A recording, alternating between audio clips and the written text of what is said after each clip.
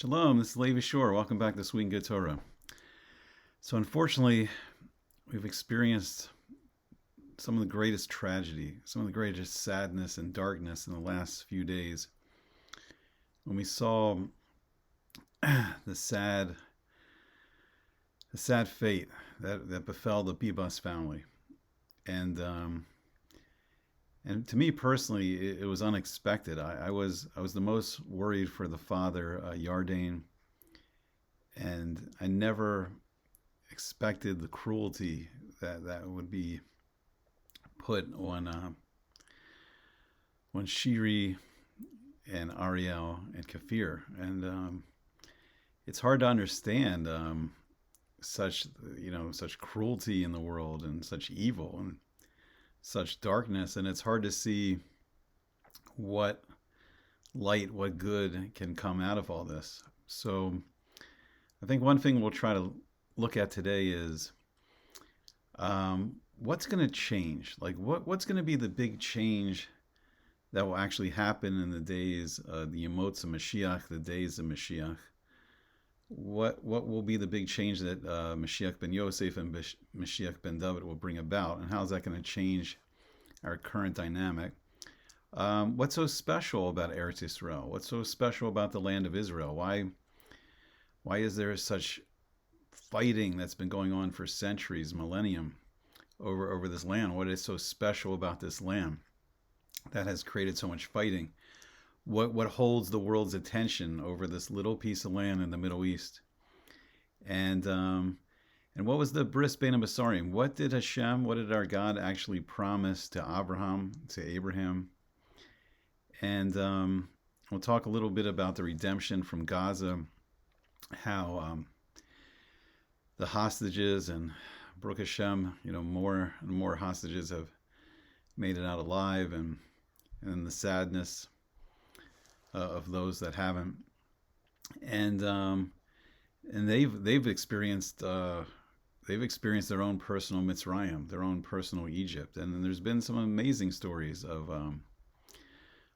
what some of these brave, incredible people have experienced and survived and triumphed over, and then how this is all preparation. This is leading us, waking us up for Mashiach.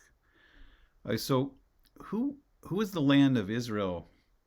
Who is Eretz Yisrael actually promised to? And what's the purpose, and what's so special about it? And what do we need to do to prepare? So the land was actually promised, and this is very interesting. It was actually promised to the Jewish people. And we see this in Sefer Yeshua in the book of Joshua, that when Yeshua ben Nun, when Joshua conquers the land, after the seven Canaanite nations, the seven Canaanite nations are conquered, the land's divided up between 12 tribes, 12 the Shvatim, and then each family inside the Shvatim, they're given a portion of the land of Israel. So ultimately, who the land of Israel was promised to was actually the Jewish people. Was each family in the Jewish people will inherit a portion of the land of Israel. So what's so strange about the current conflict is that none of the parties that are stepping up and fighting this conflict right now have that as their goal, right? And as strange as it seems, even the Israeli government, this doesn't seem to be their goal to kick out. And ironically, the seven terrorist organizations they're constantly fighting the Jewish people over the land. And it's definitely not the goal of the so-called Palestinians, the Arabs and their terrorist groups that are constantly just attacking and starting wars and intifadas, and they don't have the goal for the land, and the land can't be conquered this way. And we'll see what special qualities need to be done, that Hashem will give us Eretz Yisrael.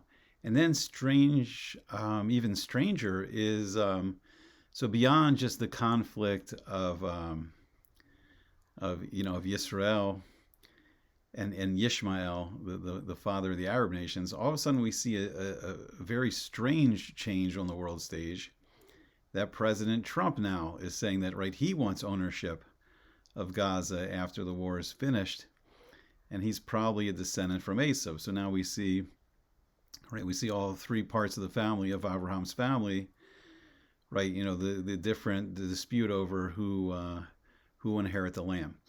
So what's so special about Eretz Yisrael? Why is it so desired? Why is it so fought over? You know, what is so special about it? So in Yerushalayim, in Jerusalem, in the old city, on the Har Habayis, the Temple Mount, that is actually the place in the world where it's the Shara Shemayim, where it's the gateway to heaven. And it's where the spiritual world actually touches the physical world. So in that place, when the temple was built, was the Kodesh HaKadoshim, the Holy of the Holies, and inside the Holy of the Holies sat the Aron HaKodesh, the Ark of the Covenant. And that is the place where Hashem, out of the whole world, that is the place where Hashem let his Shekhinah rest on top of the Aron HaKodesh. So how how do we get it back? What's going on? What's going to be the big change when Mashiach comes? And the instructions of how not only we build the Mishkan, as we see in our current Parsha Truma, but how we make a place for the Shekhinah is the Torah itself. And the Torah teaches us the 613 mitzvos. And the mitzvos are all special in nature because each mitzvah can draw down a portion of Kedusha, a portion of holiness. And it's an actual spiritual energy. And then Eretz Yisrael, because it's the place where it touches the higher spiritual worlds, it's a land filled with greater Kedusha, and it's a land more conducive to Kedusha. And holiness is a word that's just thrown around a lot in this day and age. But there's there's a spiritual science in a way. There's very specific rules. And one of the main ingredients is Sormei Ra, the Osei Tov. So turn away from evil. And how we turn away from evil and like more negative spiritual forces is the mitzvahs lo taseh, the so-called negative mitzvahs, the mitzvahs of what we don't do. And when we don't do these things, it's interesting. So not only does it prevent us from tapping into the negative spiritual energy, not refraining from doing what we're not supposed to do also brings down Kedusha. So it begins to fill ourselves with holiness, and then it begins to go from us into the land, and it can fill the land with holiness. And there's special mitzvahs that can only be done in Israel, in the land of Israel. And then the Osei Tov, do good, is the mitzvahs aseh, the positive mitzvahs. And all these mitzvahs draw down, like we said, Kedusha into ourselves and into the land. So the one big change that's going to happen in the days of Mashiach is the simple switch is just a leader in Israel teaching the Jewish people how to learn the Torah, how to do the mitzvos, strengthening us in our avoda, strengthening us in our service of Hashem, strengthening us in our knowledge of the Torah. And then the more we become accustomed to, refraining from the mitzvahs lo taseh and not doing them, and the more we do the mitzvahs aseh, we begin to draw down more and more Kedusha, and then now the land's ready. So unfortunately, these sad events that we're seeing now, and it's just overwhelming, and it's hard to fathom, but it's having an effect, even though as sad and tragic as it all is, you can see the tremendous spiritual effect it's had on some of the hostages that have survived, like the hellish existence in Gaza. And it's been an awakening for them. It's been an awakening for their families, but it's also been awakening the whole Jewish people around the world. And it's slow, but it's beginning to have its effect. And when we see the cruelty of those trying to attack and hurt the Jewish people, it begins to awaken the love in the Jewish people for each other. And I mean, the concern and the prayers and the mitzvahs done, for the Bibas family and for all the hostages, to see them safely, saved from Gaza. It's starting to have an effect. It's slow, but it's starting to unite the Jewish people back together.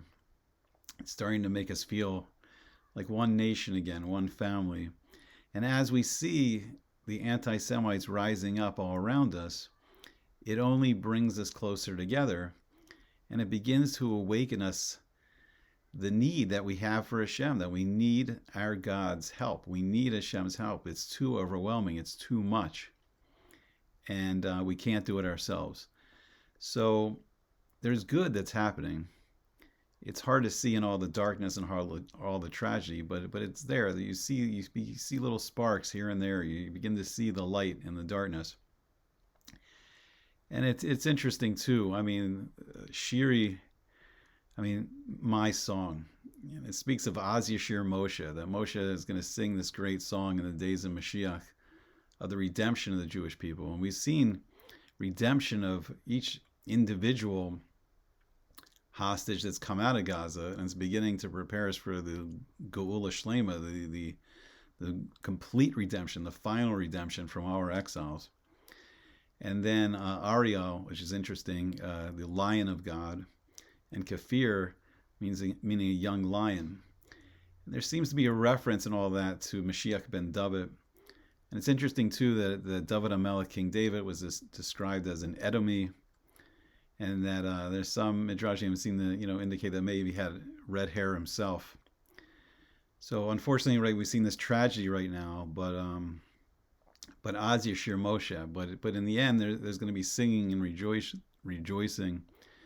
Bezrat Hashem, the Techiyas HaMesim, one day we'll get to see the full redemption for the Bibas family, and we'll get to see the return of little Kafir and Ariel and Shiri. And the simcha again for Yardain, and a simcha, happiness for the whole Jewish people. So even though these days seem dark and seem so sad, we'll understand. One day we'll understand the great tragedy of the darkness of the Holocaust and the pogroms and the Inquisitions and the Crusades, when we see where it's all leading. But this is all waking us up, and this is getting us ready for Mashiach. And it's getting us ready to become again what we were, to open up the hearts and the neshamas, the great souls of the Jewish people, and fulfill our purpose in this world, to really be the Or Lagoyim, the light to the nations, and show the Or of the Torah, the great light of the Torah to the whole world. Okay, I hope you enjoyed it, and I hope to see you back again soon on Sweet and Good Torah.